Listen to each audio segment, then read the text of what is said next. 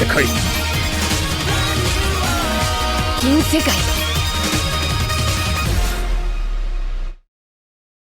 Hello guys, welcome back to my reaction channel. Today we're going to react to One Piece episode 360. Yeah guys, I know I'm super late today. Nothing has been going well today. I'm all over the place. I was even contemplating not giving episodes because I just didn't have the time to do it. But now I found a little pocket of 2 hours to do this and edit and all. So listen, we're gonna do this. But yeah, you gotta be patient with me. Listen, even my shirt is wrinkly. Look at this shit, but nothing is going well today. That being said, a lot is happening. We have all these fights. I'm still looking forward to Zoro versus that samurai that has Brook's shadow, right? That's gonna be an epic fight. But hey, we have fights all around. Sanji and Luffy and Zoro, the monster trio, they're all duking it out, and I'm here for it. That being said, if you enjoy my reactions, feel free to share, subscribe, like, leave a comment, join the Patreon, support your boy, Discord, all that. Let's go. Save me, hero. What? The invincible princess? The hell you talking about? Oh yeah, Moria got pissed because Luffy managed to land a blow on him.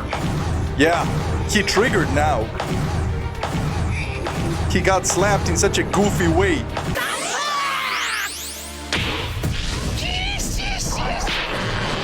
Yeah. Again.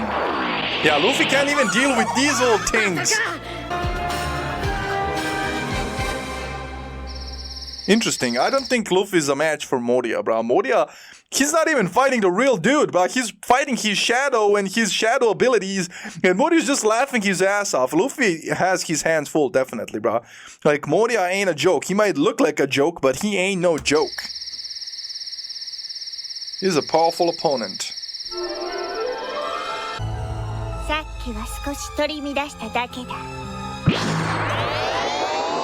Yeah, she was caught off guard because the spirits weren't working like usual.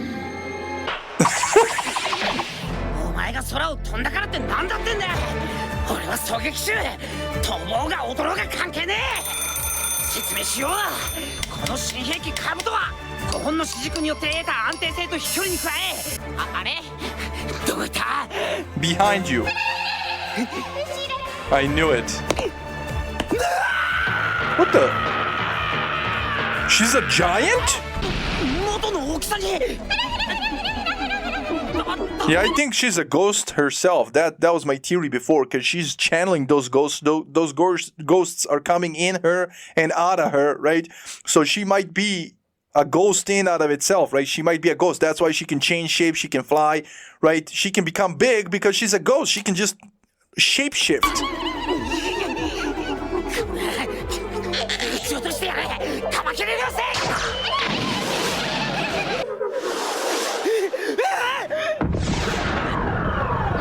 Whoa.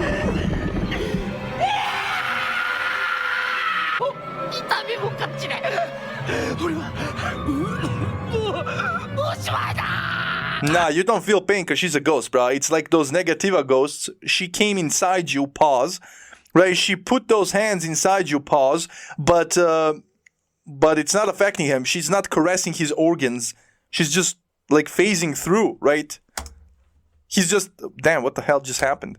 Oh my god, give me a sec. Okay guys, sorry, I had to fast forward again because I somehow started the episode from the beginning because I clicked some dumb shit. Regardless, yeah, I think that's what's happening. She's just phasing through him. I don't think she's actually touching his organs. I think he's just freaking out because how it looks. Nah,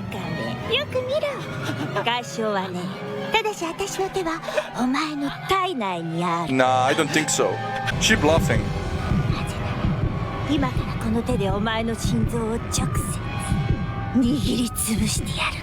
Bro, there ain't no way.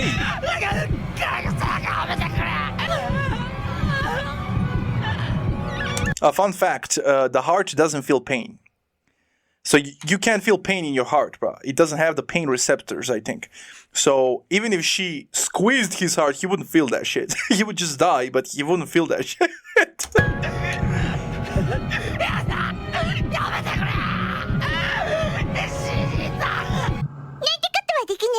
I knew it. I knew it. She was bluffing.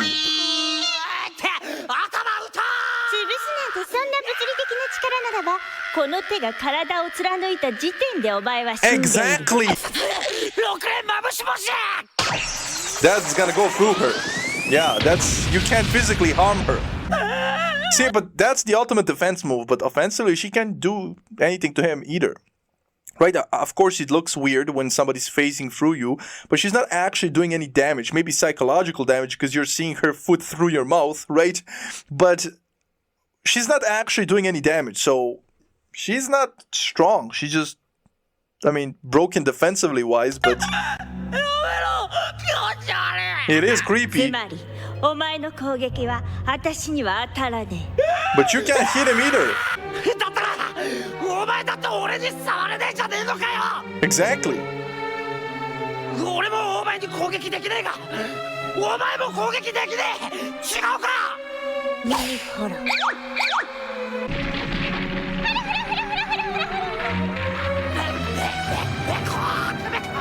Okay, that is a problem.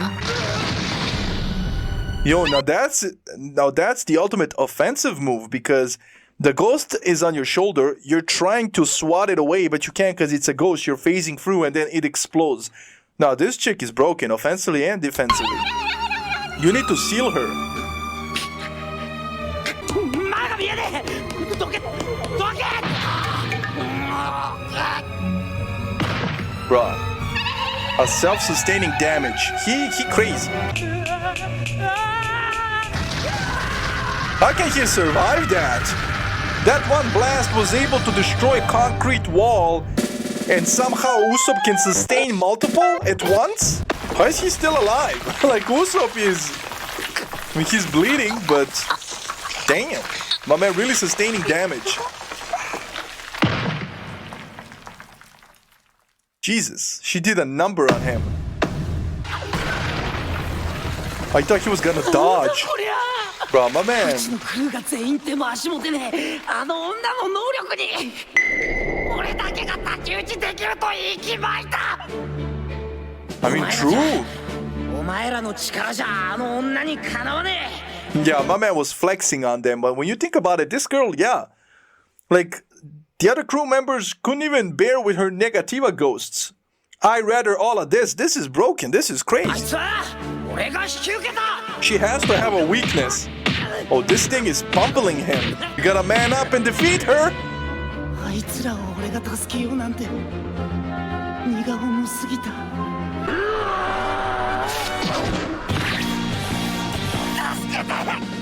What?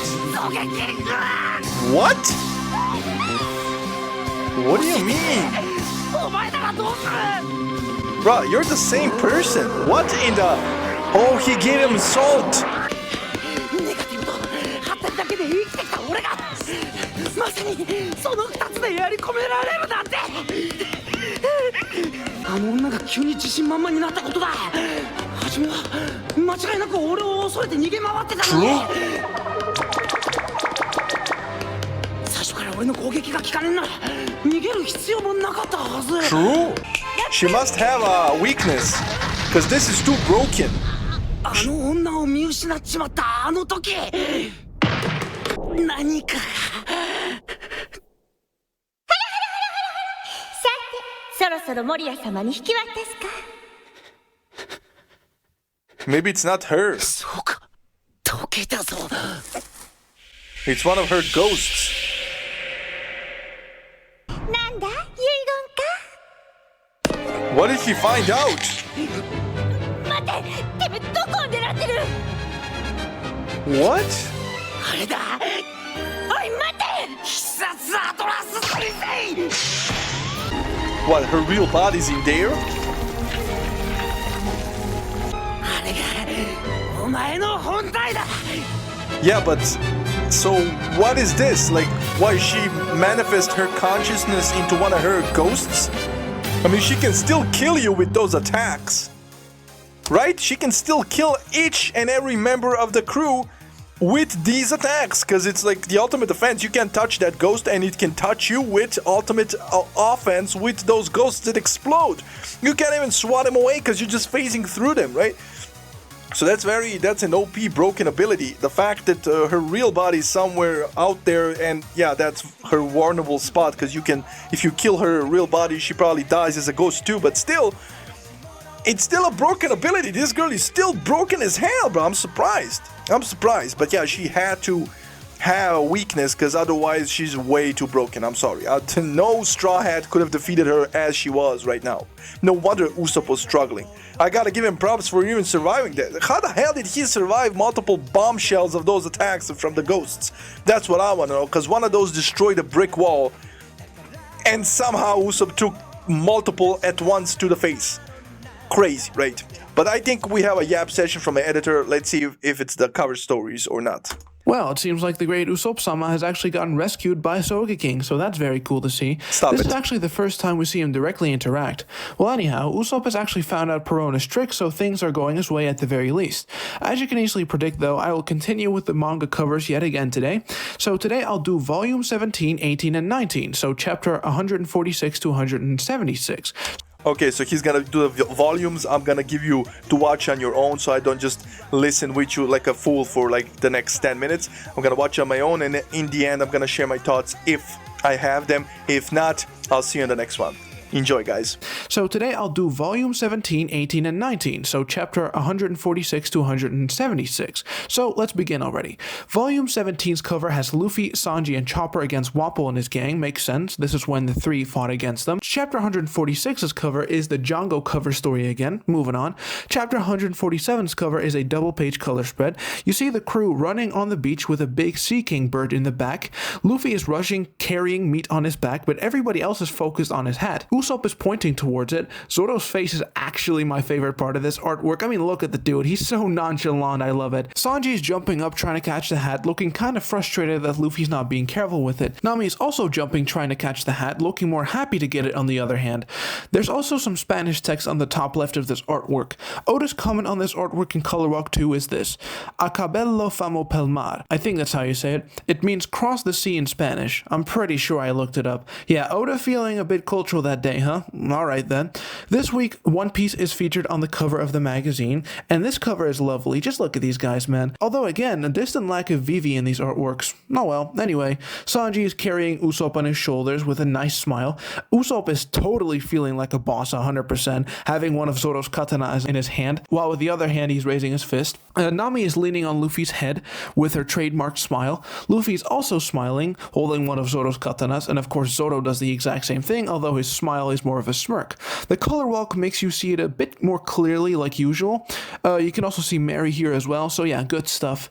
Moving on, chapter 148, 49, 150, and 151 continue with the Django cover story. This is when Django and Full Body become good friends. Chapter 152's cover is a double-page color spread where everybody except for Usopp and Karu are reading a book. Luffy with glasses, which is quite a rare sight to see. Usopp is actually preparing to draw a bird. Wu is also preparing to draw him, and Karu is seemingly tired with Vivi petting him. Nami and Sanji are not in the color spread, but Chopper is here now, so from now on, because Chopper joined, he'll be featured in the cover arts. Chapter 152 was after Wapol's defeat. It was actually when Nami was still recovering in her bed, but acting devious with Dr. Kureha with those keys that she had, so yeah. One Piece is featured on the magazine cover this week, and it's actually sports themed, and I think this was for promoting an actual real-life athlete, I believe. You can tell that each crew member has a different sport associated with them. It is much easier to see in the color walk though, although Luffy has his own page while the rest of the crew shares 2 pages. Luffy is baseball themed with a neighbor's shirt. Zoro is judo themed, that's actually very cool, also acting very intimidating. Nami is a swimmer, giving a thumbs up. Usopp is an archer, okay, that makes perfect sense. Sanji is a soccer/football player, which makes perfect sense as well. And Chopper is tennis themed, so yeah, that's very fun, I love this. Chapter 153, 154, and 155 continue the Django cover story, so nothing to see here. I'm done with volume 17's content, so here is volume 18's cover, and yep, Arabasta time with Ace being right there. You see Nami smiling at the top with Vivi also at the bottom, and you see the rest of the crew actually in the middle, struggling because the camel only carried Nami and Vivi, which is why they're not struggling and why they're just, smiling or just looking normal. Chapter 156's cover is actually very cool, a double-page color spread with the men of the Straw Hat crew. Let's switch over to Color Walk 2 right now. Sanji's pouring some drink, Luffy is looking cool sitting on this huge huge skeleton's head, while the rest of the guys are posing with varying outfits, and Usopp has a very interesting one. Let's just keep it at that. Oda's comment on this artwork in the color walk is this: skeletons of giant creatures are what adventure is all about. The giant beast ruled these parts in the past. In this land where these creatures no longer exist, the wind sure is strong now. Okay, that's actually a pretty good comment by Oda. Nice to see some insight, so yeah. No magazine cover this time, by the way. Chapter 157, 158, 159 continue the cover story with Django, so nothing much. Chapter 160's cover is a double-page color spread showcasing all of the Baroque Works members from Mr. 0 to Mr. 5, along with their female agents. Well, okay, Mr. 2 doesn't have one, so you actually just see Luffy awkwardly standing there with a camel. Interesting thing is that I want to point out is that everybody's skin color in the manga is actually lighter than it is in the anime, most notably with Robin, who in the anime has a tan. Now, I'm mentioning this because in the anime, Robin's design will actually start to become more manga accurate pretty soon. In about 60 to 70 episodes from now, Robin will actually have a lighter skin tone akin to Oda's coloring for her in the manga. So yeah, no comment from Oda on this artwork in the color walk, by the way. And also, One Piece isn't on the magazine cover. This week, Kishimoto actually drew this totally amazing Naruto artwork for this week's magazine issue. This was during the Chunin exams, I just wanted to mention that. Anyway, chapter 160, 162, 163, 164 continue the Django cover story. This is when Full Body unfortunately had to arrest him because he's a pirate. So yeah, those are 4 chapter covers quickly out of the way. Chapter 165 is a single page color cover, and I really like this one a lot. Everybody is in their Arabasta clothes, as you can see, with Luffy drinking the water that they brought along, Zoro being ready right behind him, Chopper's eating, Sanji's peeling an apple, Vivi is writing things down. Now, what Usopp is actually doing is very interesting to me because I think he's actually working on Nami's Klimatakt weapon, the weapon that she obviously uses to cast clouds and lightning and stuff, right? Because not too long after this is when she received the weapon. If this cover is a hint, that is actually pretty interesting. And Nami herself, on the other hand, is winking, holding the perfume that she used that really annoyed Chopper because his nose is very sensitive to it. One Piece is featured on the cover of the magazine this week, right here, along with all the other Shonen Jump series going on at the time. This was at the end of the year 2000, close to New Year's of 2001. They always have these covers like feature every single Shonen Jump protagonist for Christmas and New Year's magazine issue. So yeah, chapter 166 cover is a continuation of the cover story, nothing special, but because the issue this chapter is featured in is New Year's 2001's magazine issue, Luffy is featured on the cover with all the other Shonen Jump protagonists. No calendar artwork though. I think One Piece stopped having those in favor of other Shonen Jump series having them. That is it for all the chapters in volume 18. The final volume I will talk about is volume 19, and that is this cover. It's Luffy imitating Sanji because this is actually when they got stuck in that cell Crocodile put them in. We see Koza, Chaka, Pell, and Cobra in the back as well. Usopp is laughing at Luffy's imitation. It's a funny cover, but also a serious one at the same time. Well, chapter 167, 168, and 169's covers continue the Django cover story. This is when they were about to say farewell, and then chapter 170, 171, and 172 is the end of the cover story with Django and Full Body, with both now being under Hina's lead, so that is cool. Now, chapter 173's cover is Luffy actually having a campfire dinner with some bears near a cliff. Back to the silly animal artworks Oda loves so much, so yeah. Chapter 174's cover is Zoro in a hot spring while it's snowing, and is eating fruit and drinking sake with some Japanese snow monkeys, so yeah, once again, fun. But chapter 175's cover is my shit. I freaking love this one so much. It's a double-page color spread of Luffy and Nami, with Luffy actually wearing Native American-styled clothing while posing and stuff, while Nami sits next to him holding a damn rifle. This is so metal. I love this artwork too much. The big jaguar in the background has a rabbit-themed helmet on for some reason, but I swear, whenever I look at this jaguar, I just think of Lucci for some reason. Don't ask me why. Lucci is a leopard. It's not even the same animal. And this artwork was made long before he was introduced. This is Arabasta, of course. Oda's comment on this artwork in Color Block 2 is this: I had just returned from a trip to America when I drew this. I was inspired by Native American fashion. The rabbit has nothing to do with anything. Okay, so this explains the Native American style of it, right? Because I swear, this artwork reminds me of Skypiea for some reason. Maybe that trip to America is actually what inspired him to write Skypiea, with the Shandia people like, Calgara, Wiper being inspired from Native American tribes, because Skypiea happened right after Arabasta, right? Also, Luffy and Nami's combined efforts in Skypiea is what made them defeat Enel, and they're the two people on this cover. I mean, I kind of see this cover as a precursor to Skypiea. Like, she even just has a bra on in this cover like in Skypiea. That might just be a stretch for me, but come on, man. Like, the Native American stuff, these two specifically being the ones on the cover, and like they had the most important roles in the arc, maybe I'm looking into things too much, but I feel like it would be so cool if this has something to do with it. Maybe this cover actually inspired Oda to write Skypiea the way he wrote it. I don't know, maybe. But anyway, this week, One Piece is featured on the cover of the magazine, with Luffy and Crocodile actually being colored, and I really love the way that Crocodile's golden hook looks. It's very cool, very detailed. Finally, chapter 176's cover is Chopper with his heavy point form, feeding a herd of sheep. Okay. Simple, but it's actually funny that the animal's a farmer feeding the animals. Oh well, that is it. This is it for this episode. Hope you enjoyed this. See ya. Okay, guys, that was long as hell, but enjoyable. It was enjoyable. A lot of details, that's why I just let it play for you guys so I can just watch on my own, because otherwise I'm just not gonna stop and it's gonna be like 10 minutes of me doing this, which is like, it's not needed, right? So it's better for you to have full screen so you can enjoy it even more. And then in the end, I'm gonna share my thoughts. Like always, I like the covers. He mentioned Skypiea.